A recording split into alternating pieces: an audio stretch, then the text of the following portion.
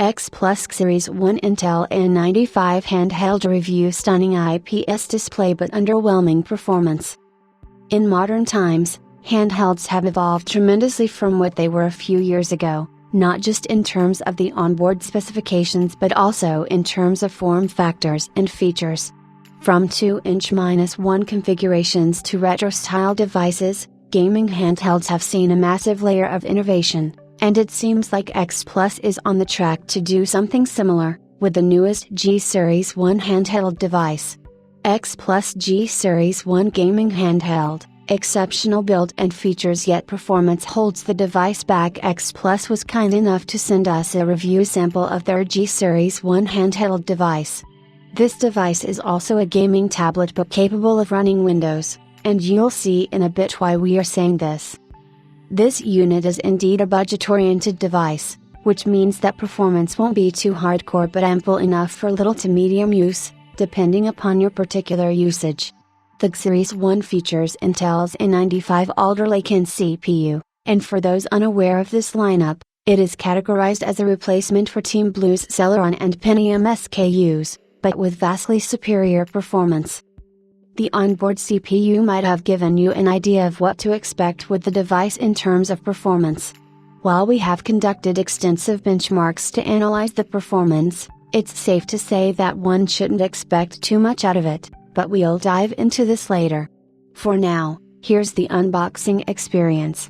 X Plus GSeries1 handheld unboxing experience. Well, the unit sent to us had pretty minimal packaging since the handheld box itself doesn't reveal much about what's inside, unlike other mainstream counterparts, and that's something the company should work on. The box is pretty ordinary, coming in with cardboard packaging. It says Win Game on the very front, indicating that there's a Windows gamepad inside. In terms of what's inside the box, well, the handheld comes in well-protected packaging, surrounded by adequate cushioning to ensure that shipping doesn't damage the device. The device itself is wrapped up alongside its two other Joy-Con-like controllers, which we'll discuss later on, and given the massive size of the device itself, it certainly takes up most of the space inside. Alongside the GSeries1 handheld is a standard manual that, for starters, doesn't indicate much about the handheld, apart from what appears to be ordinary instructions for a notebook device, so that's something interesting. Along with the handheld, you get a standard AC adapter for charging the device, and that is pretty much it. The packaging, in its entirety, is pretty ordinary and not too welcoming, so X Plus should work on improving it. However, since this is a review unit, it might differ from what actual consumers would get. X Plus GSeries1 closer look, gigantic screen and innovative Joy-Cons for real-time gaming experience. When I first took the handheld out of its box, I was confused about whether it should be called a handheld or a gaming tablet, and it wouldn't be wrong to say that it's a mixture of both.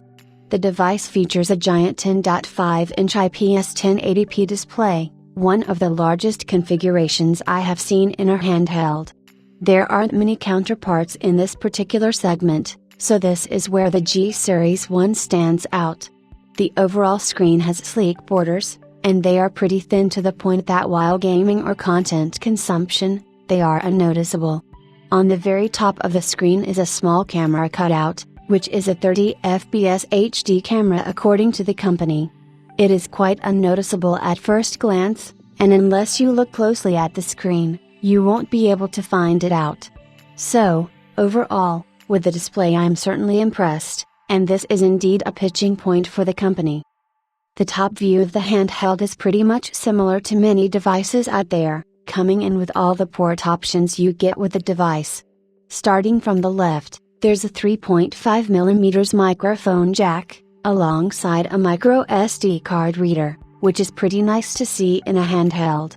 Towards the right, there's the power button which is surrounded by volume control buttons as well. And, alongside it is the USB 3.0x2 and the charging port, along with an HDMI mini interface and a USB 3.0 Type-C interface as well. Overall, the connectivity interface is pretty decent for a device in this budget tier, and it provides all the options one would need for an average use case. On the back side, well, there's the first bit of the device's branding, which says Piccolo GSeries1, along with the X Plus logo on the top.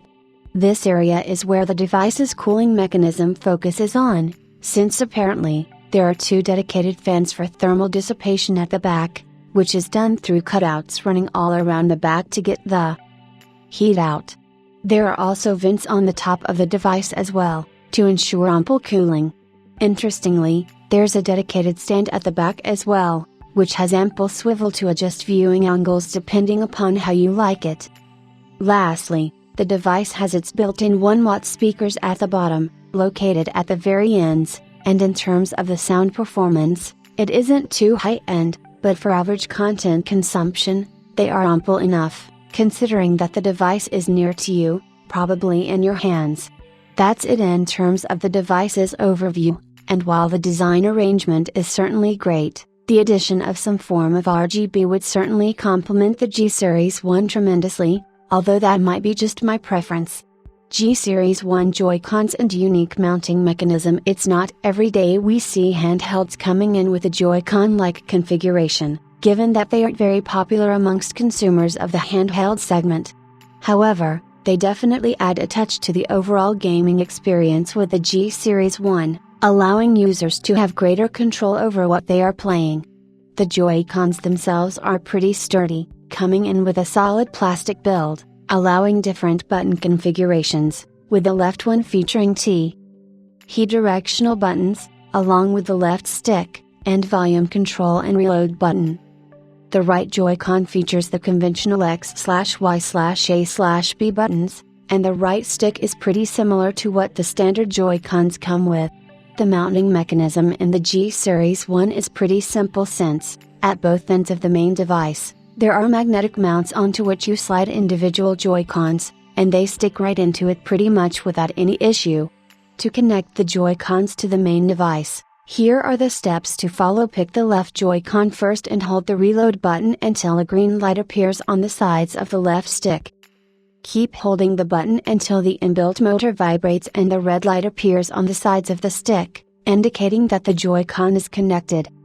Do the same for the right Joy-Con, but with this, hold the Windows button until the Joy-Con vibrates. This is pretty much it. While the Joy-Con does add its touch, I felt that they made the overall device pretty heavy and compromised portability, given that the main screen itself is way too massive. Surely, playing with the Joy-Cons without moving around is great, but I felt like they did compromise on the purpose of having a handheld in the first place. Overall, it is a solid addition, especially considering the pricing of the device, which we'll talk about later. X Plus GSeries1 performance, is it really worth the money? Before we dive into the performance figures, let's take a look at the specifications on board.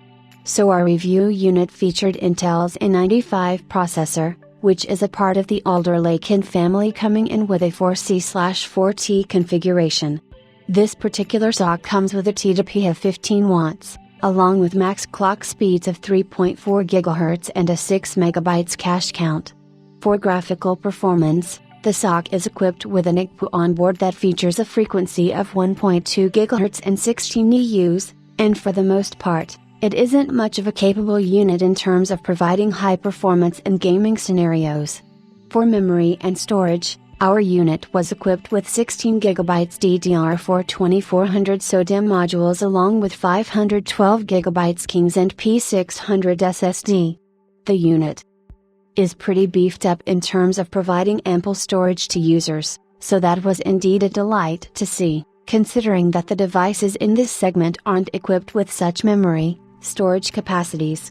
You might have inferred it from the specifications, but the Intel N95 is a low-end SoC in general, which is why we have said that the device delivers underwhelming performance. The benchmarks coming ahead, which will include both gaming and synthetic testing, with more focus on the earlier ones, will ultimately prove this. 240 Far Cry 3 Valorant Skyrim DRT Rally Half-Life Source Batman Arkham Knight GTA V. It is important to note here that the gaming benchmarks were conducted under ideal environments, without overclocking or increasing the base TDP of the SoC, which could have squeezed in an extra 5% to 8% performance. The tests clearly show that modern-day AAA titles aren't feasible to be placed on the device, although older titles like Skyrim and Half-Life can play it with a seamless experience. Moreover, the gigantic 1080p display was being underutilized here, as all our testing was done at 720p low settings, which were the optimal ones to provide a consistent experience. Conclusion: the GSeries1 is a capable gaming device in general, but the Silicon board is holding it back since the gigantic display demands more graphical performance. At $359.99, it certainly isn't the best device out there, but if you are looking for something best for content consumption and subtle gaming, the X1 might appeal to some users. If you are interested in purchasing the unit, you can refer to the company's website here. I have been told they are preparing the next iteration, which will have more improved specifications, so that's something to look out for, too. 8.0 Grading the GSeries1 is rather a innovative and handheld concept, with an elegant display, along with unique Joy-Cons that definitely add up to the experience. However, with the onboard specifications, the performance is certainly disappointing and not capable for modern-day titles. Pros: exceptional display, sturdy build quality, fun-to-play Joy-Cons. Cons: underwhelming performance, poor packaging, slightly higher pricing.